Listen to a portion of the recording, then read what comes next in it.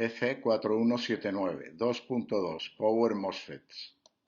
La lámina presenta la estructura de un MOSFET para aplicaciones de pequeña señal, en el cual el canal se forma inmediatamente debajo del área de compuerta y la corriente drain source marcada en rojo en la figura es horizontal. Esto presenta un problema desde el punto de vista de manejo de potencia, ya que en estas condiciones la corriente principal se desplaza en un canal que tiene una sección transversal muy pequeña, lo que impide operar con altas corrientes de carga. Solución: modificar la topología básica del MOSFET, como se muestra en la lámina, colocando la metalización de drain en la cara inferior del chip y estableciendo en la cara superior un arreglo de celdas con dopado P, en cuya periferia se inscriben anillos hexagonales o rectangulares de dopado N que forman las zonas de source, y una rejilla de silicio encapsulada en óxido de silicio que forman las compuertas aisladas. Con esta estructura, la corriente tiene un recorrido en forma de T, primero en vertical desde el electrodo de drain a través del espesor del cristal semiconductor y cambia de dirección a horizontal en un canal definido en toda la periferia de la isla. Cada isla forma un MOSFET elemental, todos los cuales están conectados en paralelo por las metalizaciones de drain y source, de forma que el área efectiva de conducción es significativamente grande, lo que permite manejar corrientes que, en los power MOSFET de mayor capacidad, están en los centenares de amperios. Una consecuencia inevitable de esta estructura es que en cada celda existe un diodo conectado en sentido source-drain en paralelo con el MOSFET elemental. La existencia de este diodo antiparalelo implica que los power MOSFET no tienen capacidad de bloqueo inverso, lo que generalmente no es un problema sino una ventaja, ya que en la mayor parte de las configuraciones conversoras DC-DC y DC-AC, los conmutadores controlados deben tener un diodo conectado en antiparalelo. La lámina muestra el esquema de distribución de las microceldas hexagonales tipo panal de abejas en un power MOSFET, mostrando los contactos de source, zonas hexagonales, y compuerta, red de trazos gruesos definidos en la cara superior del dispositivo. Esta configuración, comercializada con el nombre de XFETs, fue introducida en el mercado por la compañía International Rectifier, que además de ser la pionera en este campo, patentó la estructura de celdas hexagonales. La lámina muestra la estructura de un Power MOSFET implementado con celdas rectangulares, configuración usada por la mayoría de los fabricantes para no violar la patente de International Rectifier sobre la estructura hexagonal. Por ahora, las abejas no han ejercido su derecho de uso previo para invalidar la patente. Si los dopados se intercambian, reemplazando las regiones tipo P por regiones tipo N y viceversa, manteniendo la misma estructura, el resultado es un transistor MOSFET de potencia tipo P. La lámina presenta los símbolos usados para representar a los MOSFET de canal N y de canal P en los diagramas circuitales.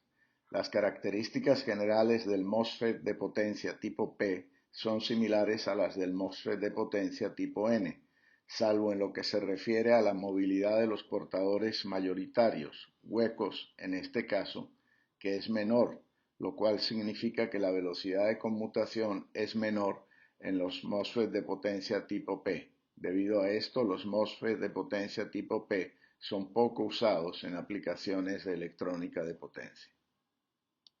Características IDS-BDS del Power MOSFET. La lámina presenta las curvas características IDS-BDS en función de la tensión de control VGS, típicas de un Power MOSFET. Su forma general es igual a la de un MOSFET de pequeña señal, con la diferencia de que los valores de tensión y corriente que puede manejar un Power MOSFET son significativamente más altos, cientos de voltios y amperios, que los manejados por los MOSFET de pequeña señal. Una consecuencia directa de esto es que los Power MOSFET no pueden operar en modo estable en su zona activa, ya que la potencia disipada los destruiría. Su operación en modo estacionario está restringida a la zona de corte, dispositivo en bloqueo o apagado, y a la zona óhmica, dispositivo en conducción o encendido, buscando emular las características de un conductor ideal, que debería presentar cero corriente de fuga en el estado de bloqueo y cero caída de tensión en conducción, además de soportar una tensión infinita en estado de bloqueo, características imposibles de lograr con la tecnología actual. La lámina muestra la relación real y la aproximación lineal en dos tramos entre la corriente en el dispositivo I sub D y la tensión de control, VGS. En la aproximación se asume que existe un valor de umbral de conducción, VGS threshold, específico y que el dispositivo está apagado cuando el VGS es menor que VGS threshold y encendido cuando VGS es mayor que VGS threshold. Dado que se desea que el dispositivo esté en condiciones de conducir su máxima corriente cuando está encendido y ninguna corriente cuando está apagado, los circuitos de manejo deben diseñarse para aplicar la máxima tensión VGS permisible cuando se desea que el Power MOSFET conduzca y la mínima, usualmente el máximo valor negativo tolerado por el dispositivo cuando se desea que permanezca apagado. Especificaciones básicas. Primero, tensión de ruptura directa. Es la tensión drain source máxima que puede ser bloqueada por un MOSFET de potencia sin entrar en conducción por ruptura directa. Dado que la estructura básica del MOSFET de potencia incluye un diodo en antiparalelo, el dispositivo carece de capacidad de bloqueo de tensión inversa en los terminales drain source. Especificaciones básicas. 2. Corriente drain source máxima.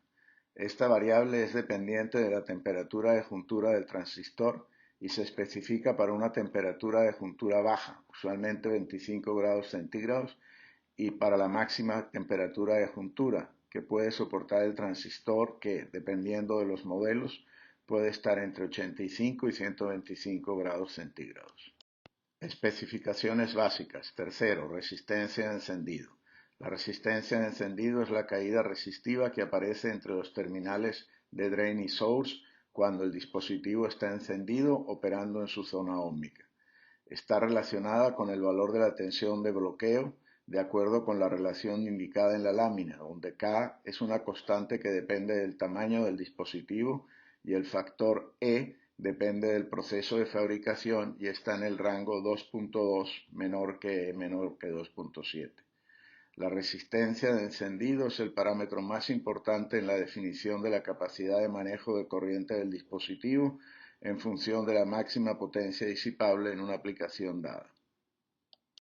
Conocida la resistencia en conducción, la caída en conducción es el producto de la resistencia en conducción por la corriente drain source, y las pérdidas en conducción, que son el producto de la caída en conducción por la corriente, resultan iguales al producto del cuadrado de la corriente en conducción por la resistencia en conducción. Por lo tanto, la máxima corriente que puede manejar un Power MOSFET está definida por la raíz cuadrada del cociente entre la potencia máxima que puede disipar el dispositivo, que está definida básicamente por la máxima temperatura de juntura y las características de transferencia de calor del encapsulado, entre la resistencia en conducción, que depende del nivel de dopado y de la superficie efectiva de conducción del chip. Especificaciones básicas. Cuarto, transconductancia. La lámina presenta la definición de la transconductancia del MOSFET de potencia. La transconductancia depende de la temperatura de juntura y del valor de corriente que esté circulando. La lámina muestra la relación entre la corriente de drain y el voltaje gate source y su dependencia de la temperatura del dispositivo. Especificaciones básicas. Quinto, área de operación segura, SOA. La lámina muestra el área de operación segura de un Power MOSFET típico. En los MOSFET de potencia, el área de operación segura está limitada por la máxima corriente drain source, el voltaje de ruptura drain source y la hipérbola de máxima disipación, y, por ser dispositivos de conducción solo por portadores mayoritarios, no existe el fenómeno de ruptura secundaria. Operando en modo pulsado, pueden soportar corrientes superiores al valor máximo en estado estacionario, lo que debe ser aprovechado para establecer un margen de protección contra sobrecorriente. Especificaciones básicas. Sexto, corrida térmica. La resistencia en conducción aumenta con la temperatura, así que no existe el riesgo de corrida térmica. Al no existir el peligro de la corrida térmica, Power MOSFET del mismo tipo pueden conectarse directamente en paralelo como muestra la figura. Como medida de protección contra sobrecargas transitorias, las impedancias del circuito de control deben ajustarse para asegurar conmutaciones simultáneas. Especificaciones básicas. Séptimo, diodo antiparalelo. La estructura de conducción vertical del Power MOSFET implica la existencia de regiones que operan como diodos antiparalelos en el dispositivo. Aunque las características de estos diodos no están optimizadas, son útiles en muchas aplicaciones donde la frecuencia de conmutación no es muy elevada, decenas altas de kilohertz. La lámina presenta las curvas corriente-voltaje típicas del diodo de conducción inversa asociado con la estructura de un Power MOSFET. Especificaciones básicas. Octavo. Tiempos de conmutación de encendido. La lámina muestra las formas de onda medidas durante la conmutación de encendido.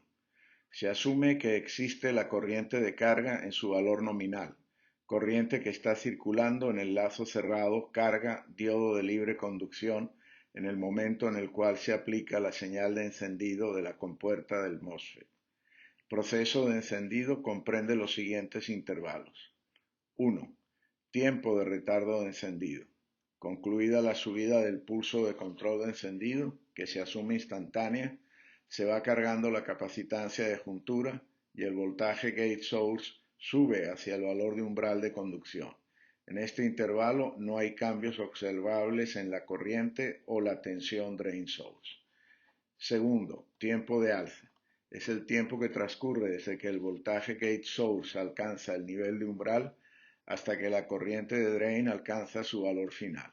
Una vez alcanzado su nivel de umbral, la tensión gate source permanece esencialmente constante hasta el final del proceso de encendido. El tiempo de alza se divide en tres subintervalos. A. Tiempo de subida de la corriente drain source. En este subintervalo la corriente drain source crece rápidamente hasta el valor de la corriente de carga externa, pero el voltaje drain source no cambia, ya que el diodo de libre conducción está conduciendo, lo que mantiene la tensión de drain fija al voltaje de alimentación del circuito. B. Primer tiempo de bajada del voltaje drain source. Cuando la corriente drain source alcanza el valor de la corriente de carga, el diodo de libre conducción deja de conducir y el voltaje de drain cae rápidamente. Usualmente este proceso termina cuando la tensión drain source alcanza un valor aproximado al 10% del valor inicial. C. Segundo tiempo de bajada del voltaje o tiempo de cola. La tensión de drain sigue reduciéndose, pero con una pendiente de caída significativamente menor. Tercero, final del proceso. La tensión drain source se estabiliza en su valor final y el voltaje gate source sube hasta el valor final fijado por la tensión externa y el arreglo de las capacitancias del MOSFET de potencia. Especificaciones básicas. Noveno, tiempos de conmutación de apagado. La lámina muestra las formas de onda medidas durante la conmutación de apagado. Por hipótesis, se considera que la corriente drain source está estabilizada al nivel de la corriente nominal de carga en el instante en que termina el pulso de encendido del Power MOSFET y que en paralelo con la carga está conectado un diodo de libre conducción de alta velocidad, preferiblemente tipo Schottky. El proceso de apagado se cumple en las siguientes etapas. Primero, tiempo de retardo de apagado. Terminado el tiempo de caída de la señal de control aplicada a la compuerta, que se considera instantáneo, se empieza a extraer la carga del condensador equivalente de entrada y la tensión gate source comienza a reducirse. En este intervalo no ocurren cambios apreciables en la corriente ni en la tensión drain source. Segundo, tiempo de caída. Es el tiempo que transcurre desde que el voltaje drain source empieza a subir hasta que la corriente de drain alcanza el valor final de cero. Este tiempo se divide en los siguientes subintervalos. A. Primer tiempo de subida del voltaje. La tensión gate source se estabiliza, la corriente de drain permanece constante y la tensión drain source empieza a subir lentamente hacia su valor final. B. Segundo tiempo de subida de voltaje. Cambia la pendiente de variación de la tensión drain source que sube rápidamente hacia su valor final. Tercero, tiempo de caída de la corriente.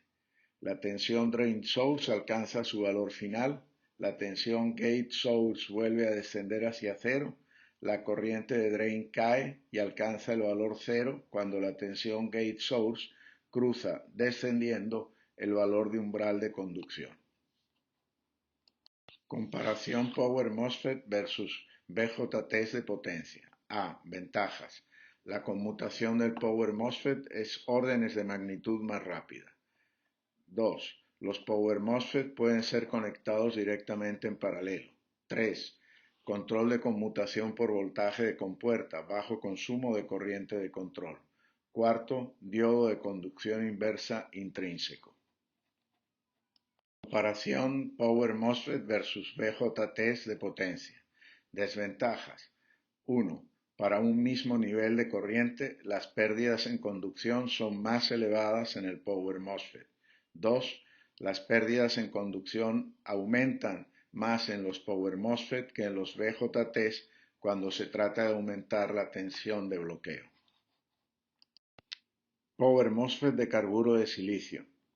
Básicamente, todo lo dicho sobre las estructuras de los Power MOSFET de silicio se aplica directamente a los Power MOSFET de carburo de silicio. Con respecto a las especificaciones, los Power MOSFET de carburo de silicio superan a los de silicio en prácticamente todas las características operativas, en la máxima temperatura de juntura a la cual pueden operar, en la capacidad de disipar el calor generado, en la menor resistencia del canal, en la menor corriente de recuperación inversa del diodo antiparalelo y en la posibilidad de operar a frecuencias mucho más elevadas, manteniendo el mismo nivel de pérdidas. A medida que bajan los precios de los dispositivos de carburo de silicio, estos están desplazando a los de silicio en el mercado de la electrónica de potencia.